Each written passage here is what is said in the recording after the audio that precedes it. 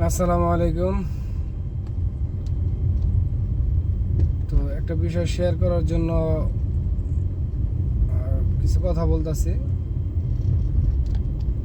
তো আমি আসছি হচ্ছে একটা টিপ নিয়ে সাভার থেকে নরসিংদী।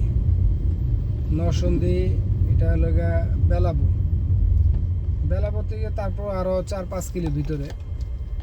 ঠিক আছে, এই যে এখন এই যে বেলাবো উপজেলা, এই যে উপজেলা পরিষদের সামনে আমি। বিষয়টা হলো, তা আমি তো যেহেতু রেন্টে কার চালাই, তো রেন্টে কার হিসাবেই বলতেছি। তো যাত্রী আমাকে বলছে যে নরসিংদী যাব। তো আমি জিজ্ঞাসা করলাম নরসিংদী কোথায়? তো বললো যে নরসিংদী থেকে 5 কিলো ভিতরে।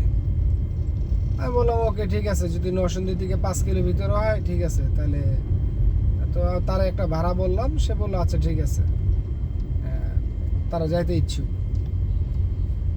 তো এখন যখন নরসিংদী শহরের কাছাকাছি আসলাম, আসার পর শুনতেছি সে যাবে বেলাবো থেকে তারপরও আরও হলো 5 কিলো ভিতরে। তার মানে নরসিংদী শহর থেকে সে আমাকে নিয়ে আসছে 31 কিলো ভিতরে। মানে মানুষ, আমরা বললে দেখা যায় কি যে এই যে একটু সামনে বললে দেখা যায় যে আমাদেরকে 2-4 কিলো ভিতরে নিয়ে যায়, আমরা যাই। কিন্তু 31 কিলো ভিতরে যাওয়ার পরে তারা আমি বললাম যে হলো ভাই এটা কোনো কাজ হইলো? বলে যে ভাই আমি তো আপনাকে কথা বলেই আনছি যে আমি একটু ভিতরে যাবো।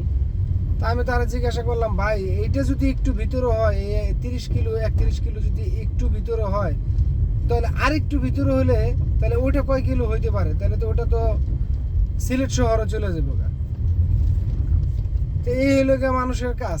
মানুষ শুরু থেকে বলতেই পারে যে বলে ভাই আমি এত কিলো ভিতরে যাব, কথাটা বললেই কিন্তু হয়। কিন্তু এই যে যে চুরি কইরা মানে মিথ্যা বইলা আরেকজনের কষ্ট দিয়ে যে এত দূর নিয়ে আসবে, এটা আসলে আমাদের কারোই কাম্য না।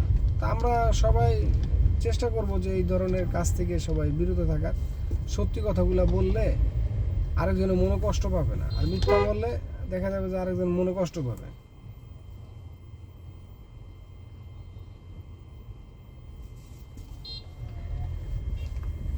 তো এই হচ্ছে বিষয়টা।